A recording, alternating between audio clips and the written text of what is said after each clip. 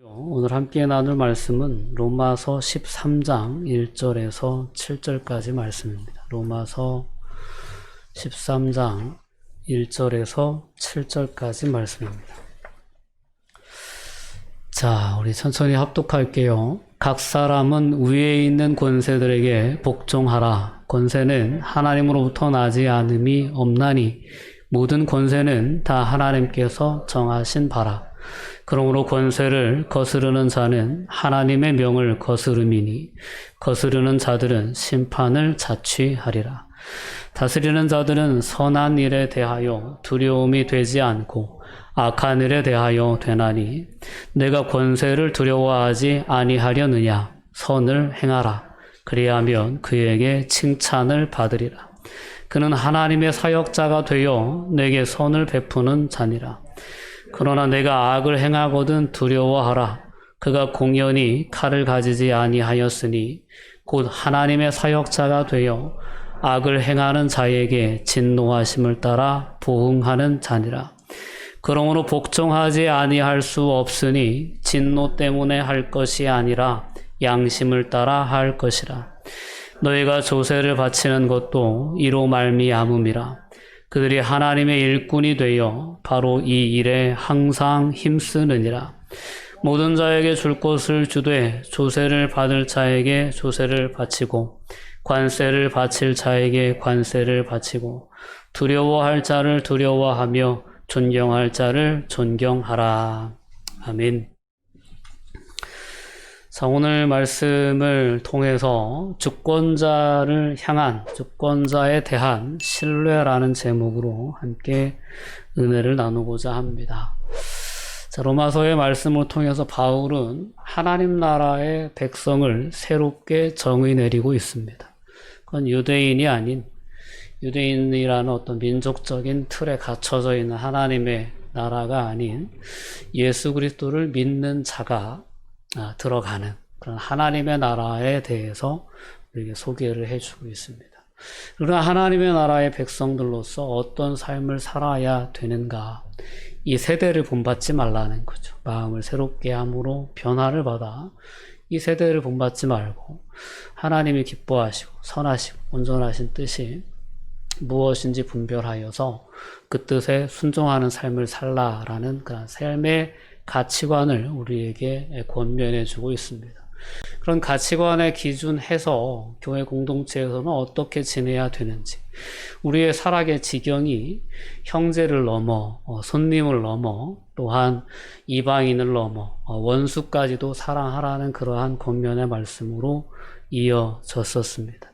이제 오늘 본문으로 넘어오면 이제는 우리가 하나님의 나라의 백성으로서 하나님 나라의 권세를 인정하는 삶을 살면서 동시에 또한 세상 나라에 속해 있지 않습니까? 세상 나라의 주권자에게도 우리가 순응하는 삶을 살아야 된다라고 하는 그러한 권세에 대한 가르침을 오늘 본문을 통해서 우리에게 주고 있습니다.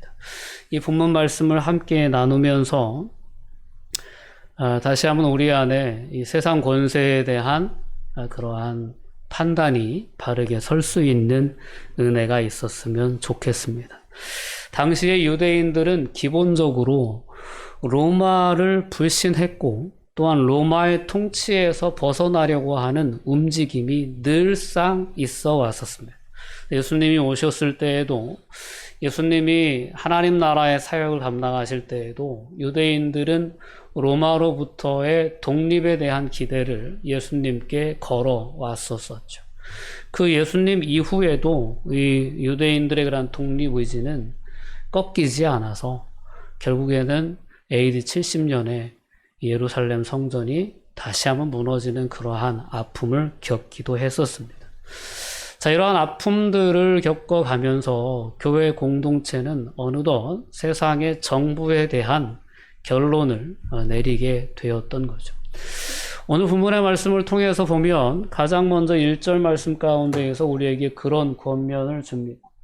각 사람은 위에 있는 권세들에게 복종하라. 권세는 하나님으로부터 나지 않음이 없나니 모든 권세는 다 하나님께서 정하신 바라라고 바울 사도는 가장 먼저 이 권세에 대한 주권이 하나님께 있다라는 사실을 먼저 언급해 줍니다.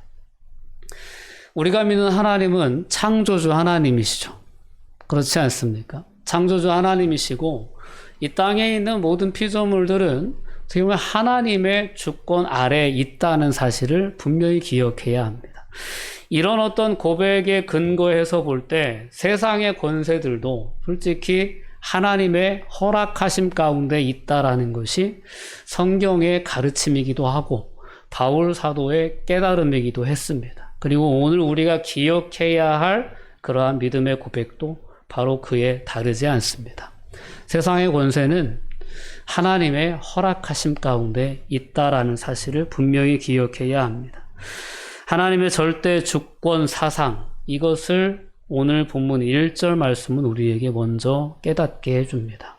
위에 있는 권세들에게 복종하라.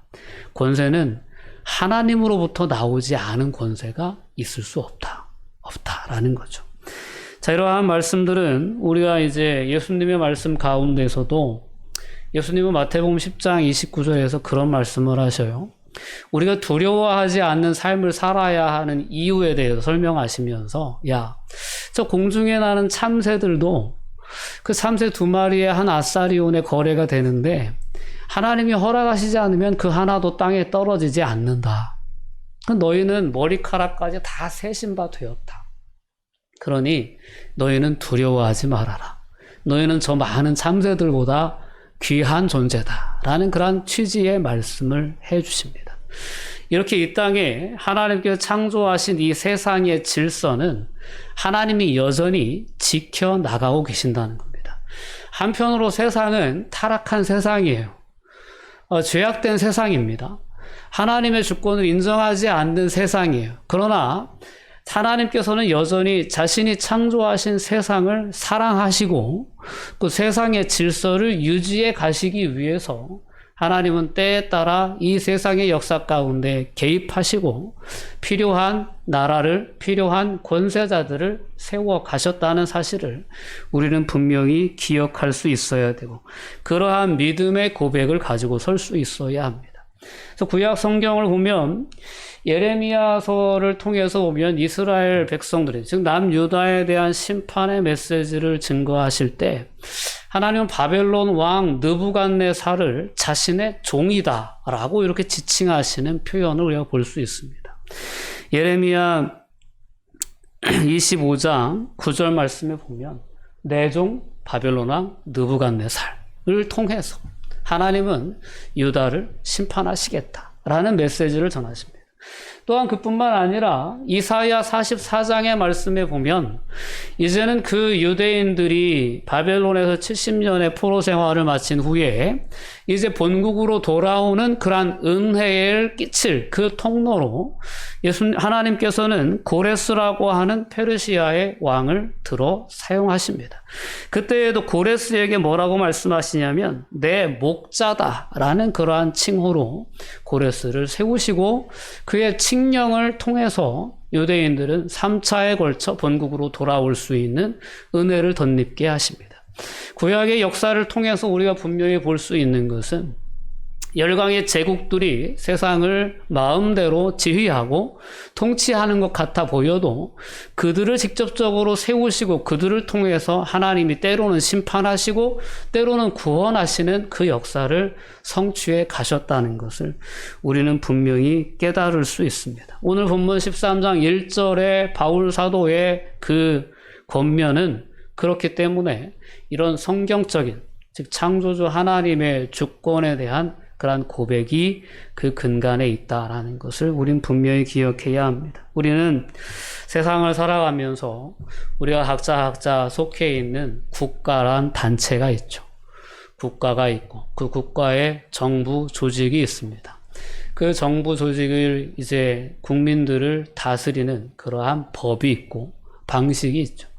이런 여러 다양한 어떤 그런 제도라는 형식을 통해서 하나님은 여전히 세상의 질서를 유지하시길 원하시고 생명이 존중받고 또한 생명이 유지될 수 있도록 제도라는 그런 형식을 통해서 국가라는 정부라는 제도의 형식을 통해서 이 시점에도 여전히 우리에게 은혜를 베풀어주고 계시다라는 것입니다.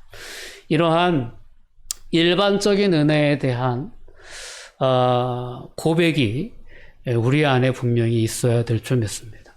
저는 이제 우리나라의 이 한국이란 대한민국이라는 나라에 살면서 참 감사하다라는 그런 순간들을 참 많이 경험하게 됩니다. 우리가 올해만 해도 이 코로나의 시대를 살아가면서 참 얼마나 이 공공의료가 이렇게 잘 갖추어져 있는 나라에서 산다는 것이 얼마나 감사한지 그런 어떤 생각을 다시금 해보게 됩니다. 여러분, 국가라는 그러한 조직을 하나님께서 허락하시고 그 조직을 통해서 우리의 생명이 또한 안전하게 지켜질 수 있다는 것은 참으로 놀라운 은혜고, 이 국가라는 단체 위에 하나님의 권세, 하나님의 또 다른 역사 섭리와 주권이 있다는 것을 우리가 신뢰하면서 국가의 규칙과 국가의 법에 또한 함께 우리가 순응해 나가는 그러한 삶을 사는 것이 기독교인의 바람직한 자세다라는 이 바울 사도의 권면을 우리는 이해하고 또한 받아들일 수 있어야겠습니다. 정부를 신뢰한다라기보다는 그 정부의 주권자를 세우시고 지금도 역사 가운데 섭리하시는 하나님을 향한 신뢰로 우리는 정부의 그러한 어떤 법칙에 따라 나가야 된다라는 것이 오늘 말씀을 통해서 하나님께서 우리에게 주시는 그러한 권면입니다. 최근에 에티오피아에 내전이 일어났죠. 정부군과 지방군 사이에 내전이 일어나서 많은 민간인들이 학살당하고 또한 그 나라를 떠나게 되는 그런 어떤 사건들이 이제 벌어지게 되는데, 한 나라의 질서가 바로 세워져 있다는 것이 얼마나 중요한 것인가를 다시금 깨닫게 되는 그러한 계기가 아닌가 싶습니다. 그렇다면 하나님께서 이런 어떤 세상의 지도자들을 세우셔서, 다스리는 자들을 세우셔서 그들을 통해서 하시는 일이 무엇인가를 오늘 3절 4절 말씀은 우리에게 잘 설명해 주고 있습니다. 여러분, 성경을 보시고 3절 4절 말씀을 한번 보시겠습니다. 다스리는 자들은 선한 일에 대하여 두려움이 되지 않고 악한 일에 대하여 되나니 내가 권세를 두려워하지 아니하려거든 선을 행하라, 그리하면 칭찬을 받을 것이다 라는 겁니다. 자, 다스리는 자들이 하는 일은 뭐냐면 권선징악이라는 것입니다. 악에 대해서는 징계를 하고 선에 대해서는 그것을 적극적으로 권하며 또한 그 선한 행위에 대해서는 보상을 해주는 그러한 시스템이 오늘 본문에서 바울이 이야기하는 정부의 제대로 된 바른 그러한 권세의 사용이겠죠. 이런 정부에 대해서는 그러한 정부에 주어진 그 권세에 우리는 순복하는 것이 맞다라는 것이 바울 사도의 가르침입니다. 그렇기 때문에 권세를 두려워하는 마음을 가지고 선을 행하는 일에 힘쓰라는 것입니다. 악을 행하면 징계를 받을 것이 분명하기 때문에 선한 일에 힘쓰라는 그러한 권면으로 이해할 수 있을 것입니다. 심지어 4절 말씀 가운데에는 그 다스리는 자들에 대해서 바울 사도가 뭐라고까지 지칭하냐면 하나님의 사역자라고까지 이야기를 합니다. 그는 하나님의 사역자가 되어 내게 선을 베푸는 자니라 라고 이렇게 얘기합니다. 그러나 내가 악을 행하거든 두려워하라. 그가 공연히 칼을 가지지 아니하였으니 곧 하나님의 사역자가 되어 악을 행하는 자에게 진노하심을 따라 보응하는 자니라. 이 땅에 허락된 권세, 그리고 그 권세를 받아 다스리는 자들에 대해서 바울 사도는 그는 하나님의 사역자다, 그리고 진노하심을 따라 보응하는 자다라고 이렇게 설명하고 있습니다. 오늘 우리는 민주주의 국가에서의 삶을 살아가고 있습니다. 그래서 오늘 우리는 솔직히 이 국가의 권력자들을 그렇게 두려워하진 않습니다. 오히려 요즘은 이 권력제에 대해서 이렇게 순응하는 그런 삶의 자세보다는 불만을 표출하고 나의 이익을 위해서 어떤 세력을 형성하기도 하고, 또 이익 집단이 되어서 때로는 정부의 정책에 반기를 들기도 하는 그런 문화가 이 민주주의 사회에서는 더욱더 익숙한 문화가 아닌가 싶습니다. 근데 우리가 정말로 잘 판단해야 될 것이 개인의 이익을 앞세워서 정부의 권세를 거스른다는 것은 오늘 말씀의 권면에 의하면 하나님의 명을 거스르는 거스름이 될 수도 있다는 사실을 분명히 주목해 볼 수 있어야 합니다. 오늘 2절 말씀은 권세를 거스르는 자는 하나님의 명을 거스름이니 거스르는 자들은 심판을 자취할 것이다 라고 이렇게 말씀하기 때문입니다. 그래서 개인적인 어떤 유익과 그런 어떤 이기적인 욕망을 앞세워서 정부의 정책을 거스르는 것은, 이것은 하나님이 허락하신 권세를 거스르는 결과로 이어질 수 있다라는 그러한 깨달음이 또한 오늘 우리에게 있기를 원합니다. 오늘 우리는 솔직히 정부에 대해서 그렇게 신뢰하지 않습니다. 신뢰하지 않고 때로는 정부의 정책이 나의 유익에 반할 때 우리는 정부를 비판하는 자의 자리에 서기가 쉽습니다. 정부가 하는 그 정책이 옳고 그름을 판단하고자 할 때 그 판단의 기준이 나 자신이 되어서는 안 된다는 사실을 오늘 말씀을 통해 우리가 분명히 깨달을 수 있어야 합니다. 정부가 때로 따라서는 정부가 악을 행하는 정부가 설 수 있습니다. 예를 들어 독재 정권이 들어온다든가, 독재를 하면서 자기 스스로의 권력을 절대화시킨다든가, 그 절대화된 권력이 점점 더 커져서 신격화되어지는 수순까지 간다면 그러한 정부에 대해서는 결코 우리가 순응하는 삶을 살아서는 안 된다라는 것이 또한 성경의 분명한 가르침입니다. 그러나 정부가 그런 극단적인 방향으로 나아가지 않음에도 불구하고 내 이기적인 욕망과 정부의 정책이 거스른다고 해서 정부의 권세를 거역하는 것은 하나님이 허락하신 권세를 거역하는 결과로 이어질 수 있다는 것을 오늘 바울 사도는 우리에게 분명히 깨닫게 해주고 있다는 것입니다. 그렇기 때문에 세상을 살아가면서 우리는 지혜롭게 잘 판단해야 합니다. 정말 세상의 정부가 그 주어진 권세를 가지고 권선징악의 그러한 통치를 잘 해나가고 있는지, 아니면 자신들의 권세자들의 유익과 만족만을 추구하기 위해서 그러한 잘못된 정치를 하는지를 바로 판단할 수 있는 그러한 지혜가 세상을 살아가는 그리스도인들에겐 필요하다라는 거죠. 무엇을 위한 정치를 하는가? 이것에 대한 판단은 전적으로 나의 유익과 나의 만족과 나의 이익에 기준한 것이 아니라 하나님의 뜻의 기준에서 판단해야 된다는 것을 우리가 분명히 기억해야 합니다.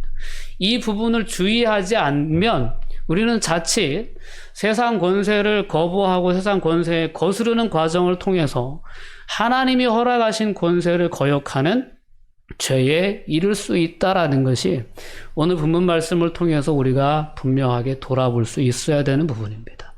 또 하나 우리가 오늘 5절 말씀을 통해 생각해 봐야 될 것은 그리스도인으로서 세상을 살아가면서 세상 권세를 두려워하고 세상 권세를 존중해야 되는 삶을 살아야 함이 마땅한데, 그러한 삶을 살아가는 그 동기가 단지 진노 때문에 그러한 삶을 살아가서는 안 된다라는 것입니다. 그러한 수준에만 머물러 있어서는 안 된다는 것이 바울 사도의 권면의 내용이기도 합니다. 야, 너희들 세상 권세자들에게 악을 행할 때 심판을 받으니까, 징계를 받으니까 그것이 두려워서 선을 행하는 수준에만 머물지 말고 오늘 5절 말씀의 표현에 의하면 진노 때문에 할 것이 아니라 양심을 따라 할 것이라, 이렇게 권면을 해줍니다. 이 양심이라고 하는 표현은 하나님의 뜻이 무엇인지, 하나님이 기뻐하시는 그 방향이 무엇인지를 아는 지식을 의미한다라고 설명드릴 수 있겠습니다. 즉 하나님의 뜻과 목적들에 대해서 하나님을 믿는 신자들이 가지고 있는 그러한 지식, 그 지식을 양심이라고 할 수 있겠죠.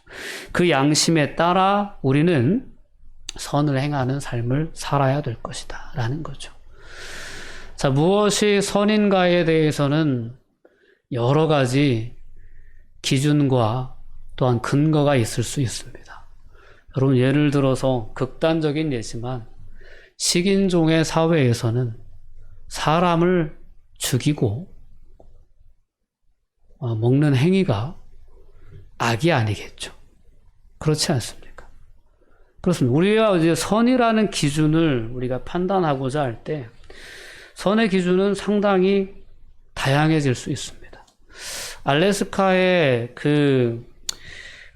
인디언들은 손님이 오면 추운 지역이니까 그 추운 밤을 잘 보낼 수 있도록 손님에게 아내를 내어준다고 합니다. 이게 예절이었다는 거예요. 말도 안 되죠. 우리의 생각에서는 도저히 있을 수 없는 그러한 일들이 그들에게는 나그네를 대접하는 예절이었다는 거예요. 그러니까 어느 단체나 어떤 이익 집단이나 어떤 인간 공동체가 가지고 있는 선에 대한 개념은 다 다를 수 있습니다. 민주주의 국가에서 우리가 이제 정치를 하는 모습들을 보면 정치하는 게 보통 어려운 일이 아닌 것 같아요. 왜 그러냐면 어느 한쪽에 만족이 되는 정책을 펴면 어느 한쪽은 싫어하는 거예요. 불만이 쌓이는 거예요. 모두를 만족시킬 수 있는 정치를 할 수 있는 사람이 있겠습니까? 있을 수 없는 거예요. 늘 자신의 중심으로 이렇게 판단을 해서 선한 것을 따른다고 한다면 그 선은 늘 왜곡될 수밖에 없다는 것을 이 극단적인 비유들을 통해서 우리는 분명히 깨달을 수 있어야 합니다. 왜 큰 도둑 있잖아요. 대도 조세형이라고. 그 양반은 도둑질 해가지고 가난한 사람들한테 나눠줬다는 거 아닙니까? 옛날 홍길동전에 나오는 이야기처럼. 그렇다고 해서 그 사람의 그 죄가 아닙니까? 그렇지 않다라는 거죠. 가난한 자의 입장에는 도움을 받았기 때문에 그에게 고마움을 표현할 수 있지 몰라요.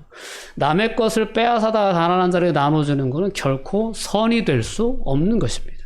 이 선에 대한 기준은 그렇기 때문에 결코 개인적인 이익과 맞물려서 판단될 수 없는 주제입니다. 그렇기 때문에 오늘 정부가 하는 정책에 대해서 이거 옳고 그르다.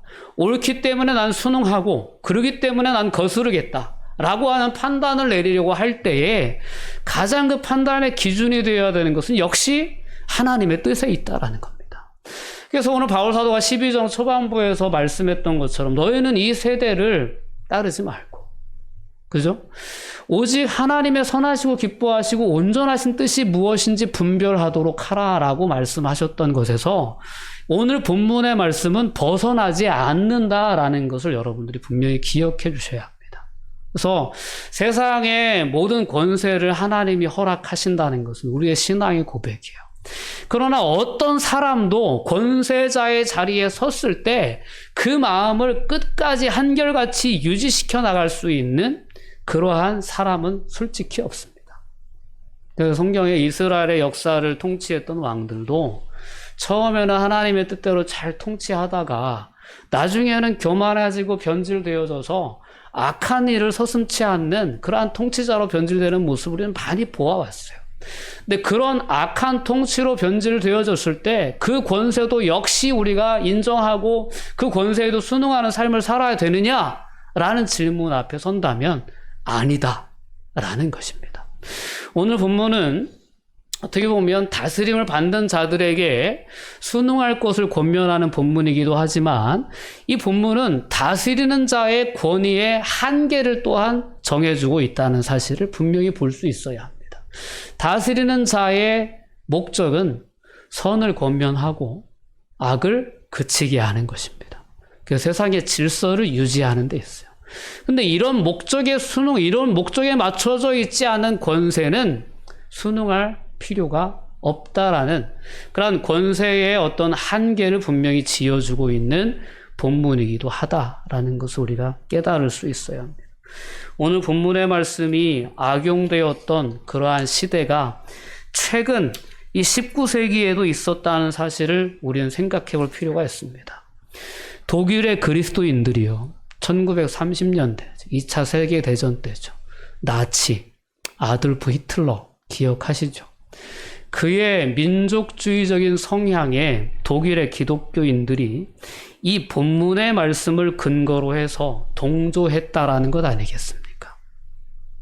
이게 있을 수 있는 일이냐는 거죠. 그럴 수 없는 건데. 악을 권장하는 정부에 기독교라는 그 공동체가 같이 동참할 수는 없다라는 거죠. 우리 한국 기독교 역사 가운데도 상당히 아픈 역사가 있죠. 6.25 전쟁의 역사가 있었습니다. 남과 북이 분열되어져서 전쟁을 하는데 서울을 수복하는 것에 놓고 이제 남북의 기독교인들이 서로 대치하는 모양새를 보였던 기독교 역사가 있었습니다. 북한군이 서울을 점령하면 이 북한 쪽에 있는 기독교인들이 감사 예배를 드리고, 또 남한의 군이 서울을 수복하면 남한의 그리스도인들이 또 감사 예배를 드리는 아주 우스운 그러한 기독교의 역사가 우리나라 기독교에도 있었습니다.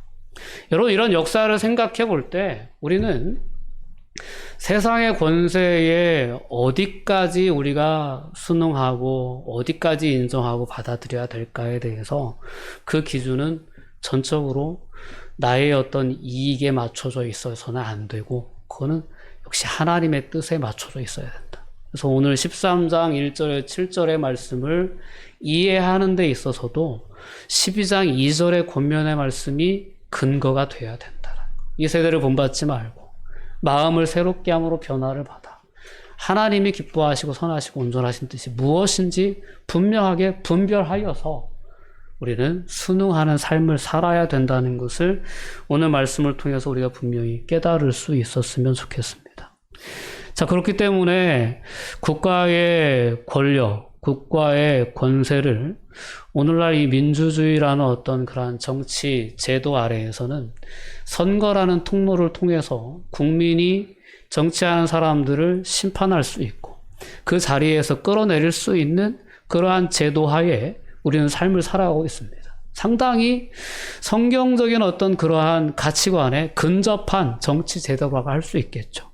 그럼에도 불구하고 차칫 그 제도가 오류로 빠질 수 있는 것은 뭐냐면, 오늘날 우리가 버젓이 보듯이 많은 집단들이 시위를 하고 데모를 할 때 자신의 공동체의 이익에만 초점이 맞춰져 있어서 그 이익과 거스르면 무조건 정부가 하는 정책은 반대하는 거예요. 내가 가진 부동산의 가치가 떨어진다. 내가 가진 부동산 때문에 세금이 비싸진다. 이러한 어떤 자신의 이익과 대치되는 것 때문에 정부의 정책을 반대하는 것은, 이것은 성경적인 기준이 아니라는 거죠. 그렇기 때문에 우리는 세상을 살아가면서 세상의 권세에 대해 우리가 반응하고자 할 때 무엇이 하나님의 뜻인가? 하나님의 기본적인 뜻과 다르게 내 어떤 이익과만 내가 너무 계산적으로 삶을 살고 있지 않은가를 분명히 돌아볼 수 있어야 되겠죠. 그리고 그러한 어떤 판단의 근거에서 우린 적극적으로 선거에, 즉 정치에 참여하는 삶을 살아가는 것이 기독교인의 바람직한 그러한 모습이다라는 것을 오늘 말씀을 통해 우리가 분명히 깨달을 수 있어야 합니다. 6절 이하의 말씀은 세금에 대한 말씀입니다. 우리는 세금이라는 것에 대해서 피할 수 있으면 피하고 싶어 하는 것이 세금이 아닐까 싶습니다. 근데 이 세금이라는 것도 정부가 바른 방향을 가지고 바른 정책을 펼쳐나가는 그러한 정치를 할 때에는 적극적으로 그 정부에 세금을 내는 것이 기독교인의 바람직한 태도다라는 것이 바울 사도의 권면이었다라는 겁니다. 가끔 고액 체납자들의 집을 막 이제 급습해서 세금을 막 받아내는 경우들이 있잖아요. 근데 가끔 보면 교인들의 집이 나오는 그러한 어떤 우스꽝스러운 모습들, 그러한 모습들이 오늘 한국 기독교의 현 모습으로 비춰질 때 참으로 안타까움을 금할 수 없을 때가 있죠. 우리는 세상을 살아가면서 우리의 정체성에 대해서 바로 깨닫고 세상을 살아가야 될 줄 믿습니다. 우리는 세상의 어떤 한 나라에 소속한 그러한 국민의 한 사람이기도 하고, 또한 더 나아가서는 하나님 나라에, 즉 완성될 하나님의 나라를 바라보고 기다리는 하나님 나라의 백성이기도 합니다.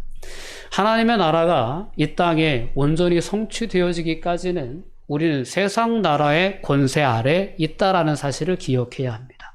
그러나 그 세상 나라의 권세 역시 하나님의 주권적인 다스림 안에 있다라는 것을 분명히 기억해야 합니다. 우리는 하나님의 권세를 신뢰하는 그러한 믿음으로 세상을 살아갈 수 있어야 합니다.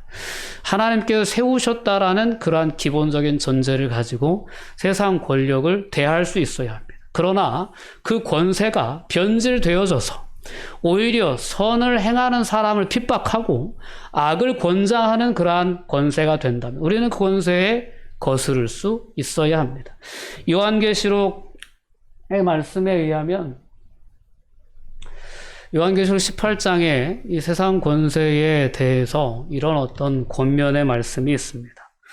함께 읽어볼게요. 또 내가 들으니 하늘로부터 다른 음성이 나서 이르되 내 백성아 거기서 나와 그의 죄에 참여하지 말고 그의 받을 재앙들을 받지 말라라는 것. 세상의 권세가 세상의 정부가 완전 하나님의 어떤 주권을 벗어나서 스스로를 신격화하고 하나님의 뜻과 완전 거스르는 방향으로 나아갈 때 그 세상에 사는 그리스도인들은 어떻게 해야 되느냐라는 겁니다. 18장에는 이 바벨론이라고 하는 그러한 그 상징적인 세상 권세를 대표하는 그 바벨론에 대한 심판의 메시지를 담고 있는데 그 가운데에서 내 백성아, 하나님의 백성아 거기서 나오라. 그의 죄에 참여하지 말고 그의 받을 재앙들을 같이 받지 말라라는 권면을 주면서 그 세상 권세에 순응하는 삶을 살아서는 안 된다라는 겁니다. 때로는 죽음의 위협이 온다고 해도 우리는 하나님의 뜻을 행하는 자리에 그 하나님의 뜻을 고집하는 자리에 서야 된다라는 가르침을 또한 성경은 우리에게 주고 있다는 사실을 분명히 기억해야 합니다. 그렇기 때문에 오늘 세상을 살아가는 사람들은 더욱더 지혜로워져야 됩니다. 우리 그리스도인들은 더욱 지혜로워져서 성령의 감동 안에서 하나님의 뜻을 하나님의 선하시고 기뻐하시고 그 온전하신 뜻을 바르게 분별하는 그래서 바르게 반응하는 삶을 끊임없이 살아내야 되는데 우리가 잠들어 있으면 안 되겠죠. 깨어 있어야 됩니다. 깨어 있어서 오늘도 우리 안에 역사하시는 성령의 감동에 우리가 민감하게 반응하면서 나의 이익에 민감하게 반응할 것이 아니라 성령의 감동에 민감하게 반응하면서 우리가 마땅히 해야 할 국민으로서의 의무를 성실히 수행함으로 이 땅에서의 어떤 정부의 어떤 그러한 국민으로서의 삶을 살아가면서도 하나님의 영광을 드러내는 그리고 하나님의 권세를 거스르는 죄에 빠지지 않는 그러한 지혜로운 삶을 살아낼 수 있게 되기를 주님의 이름으로 권면드립니다. 기도하시겠습니다. 사랑과 은혜가 충만하신 아버지 하나님 감사와 영광을 돌려드립니다.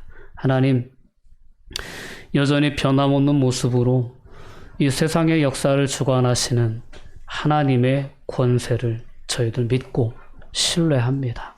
하나님 저희들을 붙잡아 주셔서 우리가 살아가고 있는 이 나라, 이 민족 가운데에서 하나님의 뜻이 온전히 이루어질 수 있도록 하나님 저희들이 적극적으로 이 세상의 정치에 참여할 수 있는 지혜와 열정을 저희들에게 허락하여 주시옵소서. 잘못된 방향을 바르게 깨달을 수 있는 그리고 그런 바로 잡을 수 있는 그러한 지혜로운 자들로 이 세상에 선한 영향력을 끼치는 그러한 삶의 주인공들로 서갈 수 있도록 붙잡아 주시옵소서. 그럼에도 불구하고 우리가 늘 경계해야 될 것은 나의 이기적인 욕망에 근거한 그러한 잘못된 방향들인 줄 믿습니다. 하나님, 그러한 방향들 또한 성령의 감동으로 분명히 깨닫게 해주셔서 나의 만족과 유익에만 치우치지 않는 공동체의 유익에 초점을 맞춰갈 수 있는 지혜 또한 저희들에게 허락하여 주시옵소서. 감사드리며 예수님의 이름으로 기도하옵나이다. 아멘.